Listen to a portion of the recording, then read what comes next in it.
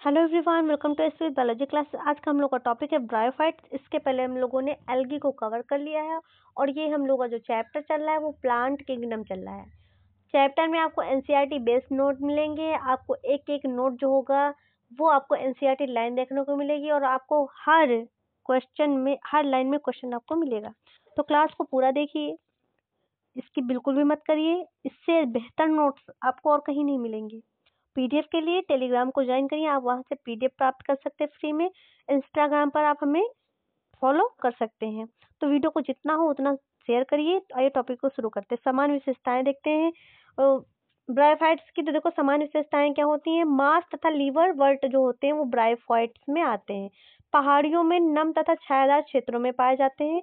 पादप जगत का स्थलचर अगर पूछा जाए किसको कहते हैं, तो पादप जगत का स्थलचर जो कहते हैं ब्रायोफाइट्स को कहते हैं। ठीक है। Amphibians of the plant kingdom, ठीक है, तो इंग्लिश में बोलते हैं, यानी कि पादप जगत का स्थलचर।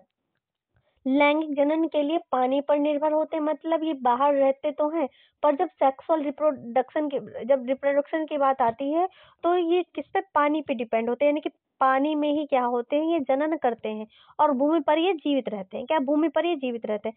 थैलस की तरह होते हैं, श्यान तथा सीधा होता है। ठीक, श्यान होंगे, सीधे होंगे और थैलस जैसे होते, मतलब अभी तक क्या हुआ, थैलस ही है। ठीक है, थैलस ही, अभी थैलस जो है वो डेवलप नहीं हुआ है। ठीक है। और एक कोश की तथा बहुकोश की मूलाभ द्वारा सबस्टेंस, ये भी क्या होता है, सबस्टेंस जो मतलब अधर तल से जुड़े हुए होते हैं। भी एग्जाम्पल में हम लोग देखेंगे। वास्तविक मूल तथा पत्तियां इसमें नहीं पाई जाती हैं। ब्रायोफाइट्स की मुख्यतः अगुणित होती हैं, युग्मक उत्पन्न करते हैं। ठीक, क्या होते हैं, युग्मक उत्पन्न करते हैं। ब्रायोफाइट्स को युग्मक विभेदी कहते हैं। लैंगिक अंग बहुकोशिकीय, जैसे कि नर लैंगिक अगर पूछा जाए तो पुधानी। ठीक है, पुधानी से क्या पुमंग उत्पन्न होते हैं और इंग्लिश में इसको एंथ्रेडियम कहते हैं। मादा लैंगिक अंग स्तनधानी, जिसको आशुगोनियम कहते हैं, और यह फ्लास्क के आकार की जो होती है संरचना होती है और इससे अंड उत्पन्न होते हैं। ठीक है, अंडाणु उत्पन्न होते हैं।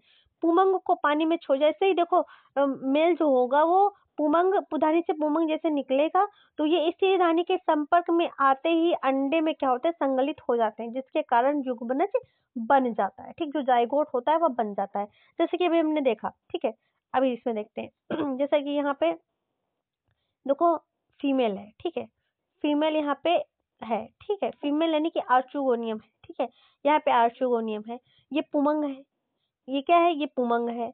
पुमंग से ये, सॉरी, ये देखो, ये जो है ये पुधानी है। ठीक, एंथ्रेडियम है। तो इससे क्या हुआ, जब पुमंग निकले, जब पुमंग निकले, ठीक है, जब पुमंग निकलेंगे तो जैसे ही ये देखो वाटर है। ठीक है, जैसे ही ये देखो, ये जैसे ये देखिए वाटर है। ठीक है, ये क्या है, ये वाटर है। ठीक, ये वाटर है। तो इसके संपर्क में जैसे ही आएंगे, ठीक है, फीमेल जो है, जो आर्चिगोनियम है, उसके संपर्क में जैसे ही आएंगे ये वैसे क्या करेंगे, युग्मनज को बना लेंगे, यानी कि जाइगोट को डेवलप कर लेंगे। ठीक है, जाइगोट को क्या कर लेंगे, डेवलप कर लेते हैं।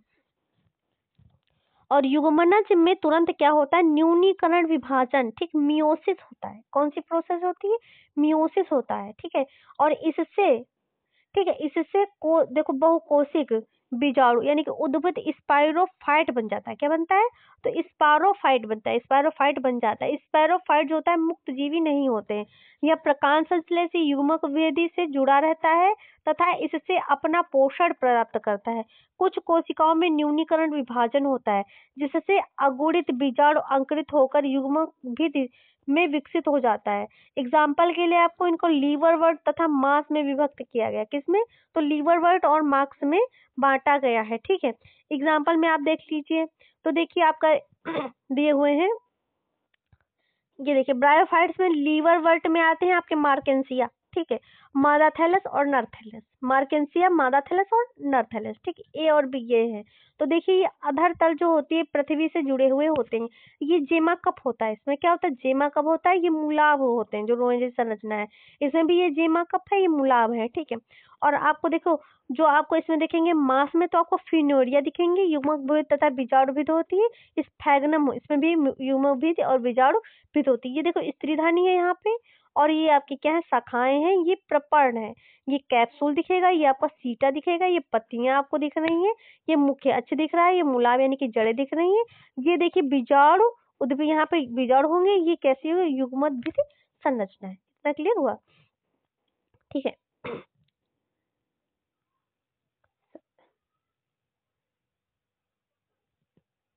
ठीक, तो ब्रायोफाइट के प्रकार अगर पूछा जाए तो दो प्रकार के होते हैं, लीवर वर्ट होता है, मास होता है।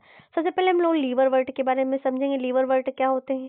ठीक, तो लीवर वर्ट के बारे में समझेंगे। ये देखो हेपेटी काप्सिड होते हैं अथवा हेपटिस कहलाते हैं। लीवर वर्ट नम छायादार स्थानों जैसे नदियों के किनारे, दलदले स्थानों, गीली मिट्टी, पेड़ों की छालों आदि पर उगते हैं। लीवर वर्ट की पादपकाय देखो थैलासाप जैसे मार्केंसिया होती है। थैलस पृष्ठाधार होती हैं, अधा स्तर से बिल्कुल चिपके हुए होते हैं, जैसे अभी हम लोगों ने देखा, और कतारों में लगे होते हैं। ठीक, कतारों में लगे होते हैं। लीवर वर्ट में अलैंगिक जनन थैलस के विखंडन अथवा विशिष्ट संरचना जेमा द्वारा होता है। ठीक, जैसे कि अभी हम लोगों ने जेमा देखा है। ठीक, जेमा जो होता है वह बहुकोश की अलैंगिक कलियां होती हैं। ये छोटे छोटे पत्रों, जिन्हें क्या कहते हैं, जेमा कप कहते हैं। जो छोटे छोटे पत्र होते हैं उनको हम लोग जेमा कप कहते हैं। क्या कहते हैं, जेमा कप कहते हैं। और देखो, लैंगिक जनन के दौरान नर तथा मादा लैंगिक अंग या तो उसी थैलस पर अथवा दूसरे थैलस पर बनते हैं। स्पोरोफाइट से में एक पाद सीटा तथा कैप्सूल मार्केंसिया होता है। मियासिस के बाद कैप्सूल में स्पोर बनते हैं। स्पोर से अंकुरण होने के कारण मुक्तजीवी युग्मकोद्भिद बनते हैं। उदाहरण के लिए रिक्सिया हो गया, मार्केंसिया होगा। ठीक है, अब हम लोग मास के बारे में समझते हैं। ठीक, मास के बारे में समझते हैं। तो देखिए, मास क्या होता है, ये ब्रायोफाइट अथवा मसाई कहलाते हैं। मास के जीवन चक्र में गैमेटोफाइट प्रभावी अवस्था होती है। कौन सी होती है, प्रभावी अवस्था होती है। ठीक है, प्रभावी अवस्था युग्मकोद्भिद में दो अवस्थाएं होती हैं। पहली अवस्था प्रथम तंतु जो स्पोर से बनता है, यह विसर्पी, हरा शाखित तथा प्राय तंतुमय होता है। दूसरी अवस्था जो होती है देखो पत्ती की तरह होती है, जो प्रथम तंतु से पार्श्वी कली के रूप में उत्पन्न होती है। इससे एक सीधा पतला तना सा होता है जिस पर सर्पिल रूप से पत्तियां लगी रहती हैं। ये बहुकोशिकीय तथा शाखित मूलाभ द्वारा मिट्टी से जुड़ी होती हैं। इस अवस्था में लैंगिक अंग क्या होते हैं, विकसित होते हैं। ठीक है, अब देखिए कायिक, अगला देख लेते हैं। तो कायिक जनन द्वितीय प्रथम तंतु के विखंडन तथा मुकुलन द्वारा होता है। लैंगिक जनन में लैंगिक अंग पुधानी तथा स्त्रीधानी पत्ती द्वारा प्ररोह की चोटी पर स्थित होते हैं। निषेचन के बाद युग्मनज से स्पोरोफाइट विकसित होता है, जो पाद सीटा कैप्सूल में विभेदित रहता है। मास में स्पोरोफाइट लीवर वर्ट की अपेक्षा अधिक विकसित होता है।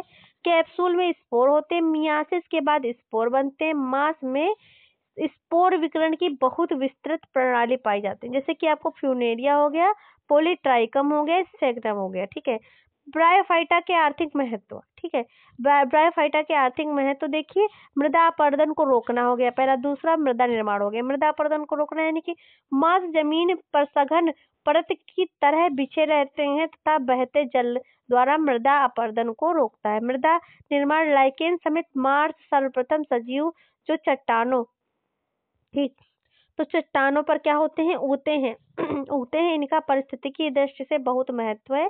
इन्होंने चट्टानों को अपघटित किया और अन्य उच्च कोटि के पौधों को उगने के अनुरूप बनाया। यह मृदा अपरदन, देखो मृदा अपरदन कड़ी की भूमिका निभाते हैं। उदाहरण के लिए स्फेग्नम की वृद्धि तालाबों और झीलों की मिट्टी से भरती है। ठीक है, पानी को रोकना, पानी को रोकना देख लेते हैं। तो कुछ ब्रायोफाइट्स और मास जैसे स्फेग्नम में जल अवशोषित या जल रोकने की क्षमता 18 से 26 गुना, देखो जल रोकने की क्षमता के कारण इन्हें सीडलिंग, ठीक, सीडलिंग कटे पादप और सजीव पदार्थों को स्थानांतरित करने में क्या किया जाता है, उपयोग किया जाता है। पीट देखिए क्या होता है, तो पीट के बारे में समझते हैं। पीट जो होता है अम्लीय मांस वाले जगह पर वृद्धि करते हैं। पीट का उपयोग ईंधन के रूप में करते हैं। मांस तथा दूसरे पौधे के मृदा भाग हजारों वर्षों में धीरे धीरे संपीड़ित एवं कार्बोनीकृत होकर गहरा रंग धारण कर लेते हैं। इन्हें पीट कहा जाता है, जिसका उपयोग पैकिंग में सजीव पदार्थों का स्थानांतरित करने में भी करते हैं। इसका कारण यह है कि इसमें पानी रोकने की क्षमता सबसे अधिक होती है। पीट एक अच्छा उर्वरक भी है जो मृदा की क्षारीयता से कम जल अवशोषण की क्षमता को बढ़ाकर मृदा की मृदा की मात्रा, देखो वायु की मात्रा क्या करता है, मृदा में बढ़ा देता है। ठीक है, अब पारिस्थितिकी महत्व के बारे में समझते हैं। तो लाइकेन के साथ शैवाल चट्टानों पर निवास करने वाले पहले जीव हैं और इसलिए अत्यधिक पारिस्थितिकी महत्व होता है इनका। ठीक है, सबसे ज्यादा, और नोट में देख लेते क्या दिया हुआ है, तो नोट में जरूर देख लीजिए। तो ब्रायोफाइट का अध्ययन ब्रायोलॉजी के अंतर्गत हम लोग करते हैं। सबसे लंबे ब्रायोफाइट की लंबाई 70 सेंटीमीटर होती है। उदाहरण के लिए आपको डायसोनिया हो गया। ठीक है, पॉलीट्राइकम जो होते हैं हेयर कैप मास कहलाते हैं। ठीक है, पॉलीट्राइकम जो होते हैं हेयर कैप मास कहलाते हैं। स्पेक्ट्रम जो हो गया फेमाइन फूड के नाम से भी जाना जाता है। ठीक है, तो हमारे ब्रायोफाइट्स का जो है टॉपिक खत्म हो गया। अगर आपको क्लास अच्छी लगी तो चैनल को लाइक शेयर एंड सब्सक्राइब करें। Thanks for watching.